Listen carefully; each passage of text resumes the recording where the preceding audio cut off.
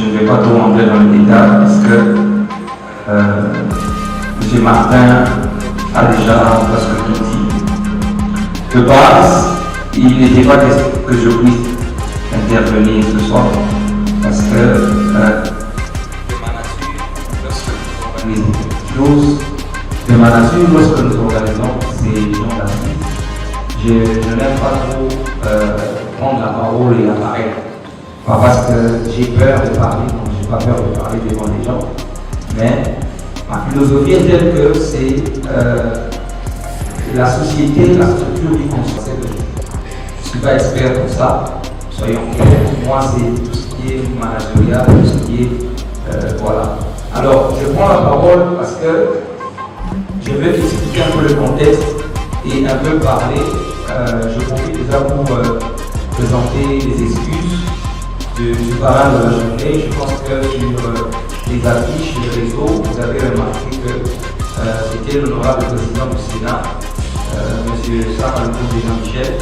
C'est lui qui était le parrain, qui était censé venir, mais malheureusement, comme la plupart d'entre nous et des invités qui ne sont pas venus, à cause peut-être de la pluie qui a chamboulé le programme.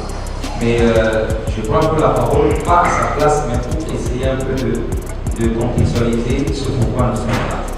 Alors, dans le cadre de la responsabilité sociétale des entreprises, et ensemble avec Jackie, Madame Gérard Chassé, et à ce combat que les structures qui sont en tous les jours. Donc nous voulons contribuer et à l'activité qui s'est passée dans nos écoles où on nous sensibiliser par rapport au VIH. Alors je ne sais pas si ça commence à se tenir de manière fréquente. Chaque année, nous organiserons toujours des journées, peut-être ça ne sera pas sportif, mais ce sera des journées liées à la lutte contre le VIH. Parler avec des experts, mais à la fin de toute chose, nous demandons de poser un geste qui va aider les structures qui militent du parrain et du consul. Nous voulons que tout le monde vienne un peu écouter ce que j'avais comme temps. Je vais passer la parole à ceux qui sont experts et conscientiser et sensibiliser. Sur le fonds, surtout de l'aide. Ça fait partie de l'identité, cette fois-ci, M. Dalouel. D'abord, je félicite les collaborateurs et surtout le projet a passé un gros moment plus touché. Jadis, à les écoles, ils étaient sensibilisés. Le jour d'aujourd'hui, pratiquement, quasiment inexistant. Je pense que c'est un danger pour les autres. Actuellement, dans notre tranche d'âge, il y a le taux de décès lié au VIH est réduit, mais par rapport aux jeunes et adolescents, c'est très élevé. Le taux de décès est très élevé sur les jeunes. À l'époque, c'était une nouvelle d'espoir. Donc, ça, la communauté, nous serons pendant les bateaux d'ici 2030 et le VIH continuera à nous tuer. Et les peuples internationaux suivant le chemin du droit. Parce que sans le droit, on ne va pas arriver en 2030 sans mettre fin à l'économie universelle. Il y a des lois qui existent protégeant les personnes qui ont le sida et les personnes appliquées. Nous avons deux catégories de personnes aussi. Les personnes qui vivent avec le sida et les personnes qui sont appliquées. Donc, ce qui dit ceci,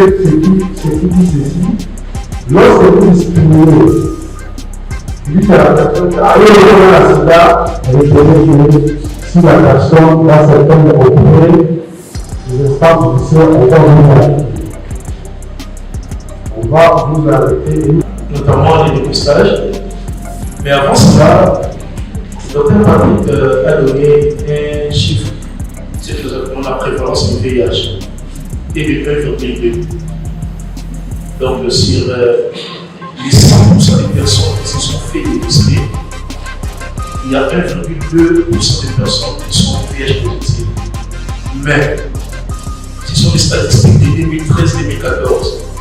La dernière enquête démographique et de santé de la RDC. Il y a une nouvelle version de l'enquête dont les résultats ne sont pas encore publiés. Donc, en termes de la recherche opérationnelle, les études déjà depuis les 5 ans sont quasiment mis à côté. Donc, il y a des nouvelles infections, et nous appelons des nouvelles inclusions qui se sont rajoutées ou peut-être sont baissées. Mais avant d'arriver au dépistage, je voulais attirer l'attention de l'Assemblée. Les 1,2, c'est dans la population générale. Or, dans la population générale, il y a des couches, des couches spécifiques, notamment les femmes, que nous appelons communément des prostituées. Nous, en termes techniques, nous les appelons des professionnels de sexe. Donc, des personnes qui ont comme profession la vente de sexe pour de l'argent, pour un bien et pour beaucoup de choses comme nous le savons, nous, on appelait des points sexuellement transmissibles. Qui ont des rapports sexuels avec les hommes. La différence est que la personne que vous appelez payée dans la communauté, vous voyez la personne qui est féminine, qui donne des aspects peut-être du langage féminin, mais ce n'est pas seulement ça. Je vais appeler ça dans l'exemple en santé plus comprendre. Parmi nos célébrités, les artistes sont connus par rapport au travail de leurs partenaires, mais ces gens-là, on les appelle pédés par défaut. Ils n'est pas pédé. Parce que pédé, vous connaissez des histoires comme dégueulasses à Kinshasa, où il y a aussi des personnes transgenres. Et comme on dit une personne transgenre forte, c'est-à-dire biologiquement, il y a des sexes féminins, mais qui se considèrent psychologiquement forts. La référence, c'est ça veut dire qu'on va être c'est ça la référence. Et comme les autres ne vont pas simuler avec les transgenres, c'est les femmes.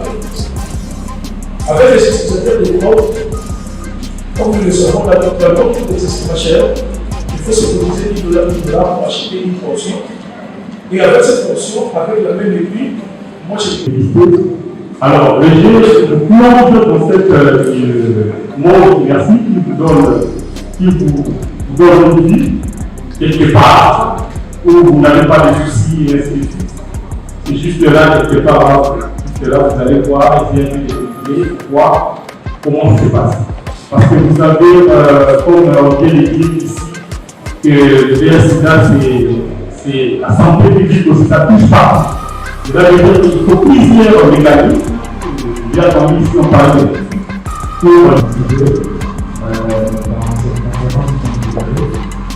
nous avons notre partenaire qui a pour numéro le Atlantique et nous avons contacté pour savoir plus sur la réalité contraceptive et aussi par rapport à la prévention de VIH-Sida. Après la salle ici, nous avons un stand, nous pouvons visiter notre stand pour savoir plus sur nos produits et aussi pourquoi pas de bénéficier des préservatifs pour les protéger, c'est très important pour les dépendre des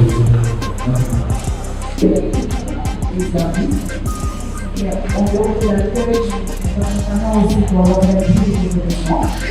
Donc, vraiment, les formations des prestataires, organisation dans l'ensemble des qualités des événements. Donc, c'est un peu fort.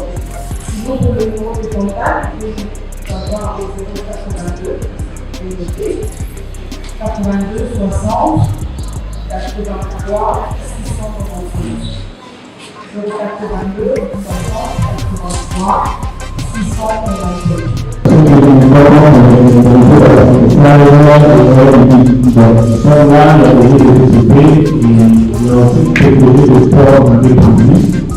Donc, pour cette information, si vous voulez plus avoir des précisions de ces événements, vous allez passer dans le stand, il y a nos pères qui sont là, vont expliquer de tout ce que nous faisons comme activité.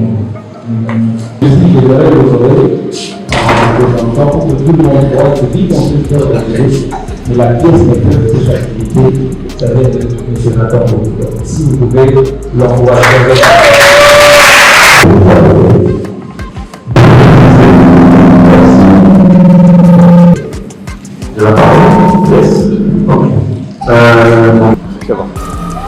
Merci, je me nomme M. Dagobert Ntandou, je suis expert en santé publique et directeur exécutif de l'ONG 3x5 qui milite pour la santé de la population. L'activité d'aujourd'hui est une activité de grande envergure parce que parler du dépistage aujourd'hui, c'est un pas vers la lutte, vers la réponse au VIH. La population doit se faire dépister pour connaître leur statut sérologique. En connaissant les statuts sérologiques, ça permet à la personne de bien contrôler son bien-être, à bien travailler. Sinon, quand on est séreux ignorant, on ne sait pas comment se contrôler. Donc aujourd'hui, c'est une journée de sensibilisation et de mobilisation de la communauté par rapport à la lutte contre le VIH. Ce n'est pas seulement le fait de commémorer ceux qui sont décédés du VIH, et non, c'est juste aussi dire à ceux qui sont porteurs de virus que nous sommes de cœur avec eux et nous travaillons dans la communauté pour eux. C'était ça vraiment le but principal de cette activité. Mais un plus-value de cette activité, c'est que c'est une activité organisée par les entreprises du secteur privé. Donc c'est une initiative louable que nous devons vraiment accompagner à la longue pour qu'on puisse avoir un grand nombre de publics pour participer à de telles activités. Merci beaucoup, monsieur le journaliste. D'abord, je me présente. Moi, c'est Dr Patrick Kanga. Je suis le secrétaire exécutif provincial du programme national multisectoriel lutte contre le sida, ainsi que le PNMLS.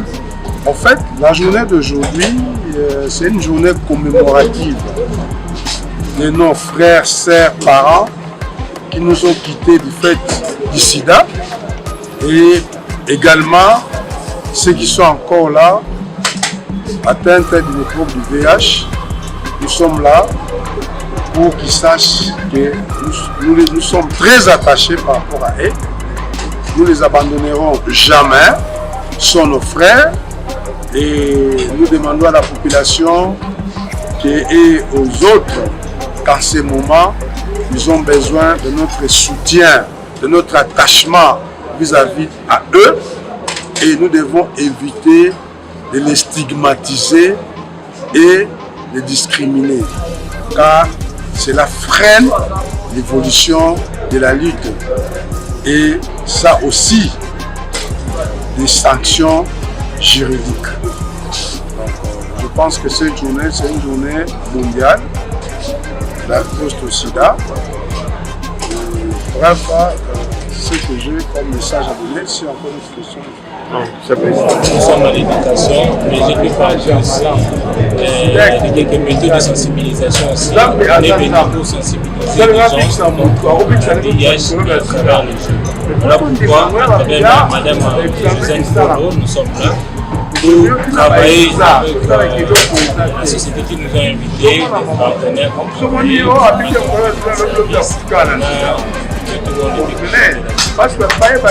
l'idée c'est pour lutter contre les inégalités d'apprentissage au moyen des dictants. Nous utilisons le leçon B des matières données dans le salle de classe pour les enfants, le mettant en termes pour attirer plus de la compréhension. Nous engageons en partenariat avec des écoles pour que nous puissions travailler en collaboration en fait. Mais le jeu n'a pas d'âge en fait. Vous allez comprendre que nous sommes plus focalisés sur les enfants, mais nous partons aussi au-delà des enfants, nous partons aussi dans des orphelinats et juste pour sensibiliser les personnes en fait. Vous voyez, il y a une chose primordiale dans tout ce que nous faisons, c'est nous voulons mener l'avenir de la République démocratique du Congo de demain. Parce qu'on a besoin d'apprentissage, on a besoin de sensibiliser les gens pour que les gens puissent mieux comprendre ce que nous avons fait. Et vous allez comprendre, Angers Solidaire n'a pas de concurrent. C'est ce qui nous fait. Nous débutons dans quelques difficultés que nous rencontrons sur le terrain, à qui d'autres écoles qui ne savent pas l'importance de ce que nous faisons ne veulent pas nous donner l'accès pour pouvoir au moins travailler, et l'État comme moi aussi ne veulent pas nous soutenir. C'est au demeurant de service. Le service est une agence de contrôle d'accueil des services. Mais nous intervenons sur l'organisation de tout événement, en tout cas possible. Nous sommes aussi dans la déco, location de matériel. Un message par rapport à la journée d'aujourd'hui de la lutte contre le VIH-Sida. En tout cas, c'était une journée très enrichissante, en tout cas, beaucoup trop. Déjà que On nous a toujours appris que c'était une maladie. Vraiment, quand tu l'as, tu sens comme si c'était déjà arrêté. Mais grâce à cette conférence, on a appris qu'il est possible de vivre avec cette maladie tout en restant pendant de longs jours. Si vous respectez juste les prescriptions médicales et autres. Donc voilà. Les panélistes qui sont passés tout à l'heure ont vraiment bien exploité le thème et ça a été vraiment très, très enrichissant. Le mobile de l'activité, c'est déjà par rapport à la date que nous sommes aujourd'hui, le 1er décembre qui est la journée internationale de la lutte contre le VIH-Sida. Et cette maladie peut être combattue, cette maladie n'est pas si fatale et pourtant elle est entourée de beaucoup de tabous. C'est ce qui a poussé à ce que nous puissions avoir une journée de sensibilisation pour cette activité et autour de cette maladie, afin de démystifier un peu tout ce qu'il y avait comme tabou non dit sur cette maladie. Voilà pourquoi nous avons tenu à avoir cette activité et nous sommes vraiment reconnaissants envers tous les parents, surtout l'honorable Sam Alukonde qui nous a énormément soutenus. Depuis le début, il a cru dans l'activité et il y a mis tous les moyens pour que ça puisse réussir. Nous lui sommes infiniment reconnaissants et toute l'équipe de Biconsult a travaillé au succès de cette activité aujourd'hui. Merci déjà pour la question. Je vais me présenter, je m'appelle Coach Ben. On m'appelle autrement Logan Training. Je suis coach sportif. Du coup, la journée était vraiment centrée sur la bonne faisabilité de la santé en fait. La santé doit normalement s'entraîner. Pour entretenir la santé, il faut avoir un lien aux exercices physiques.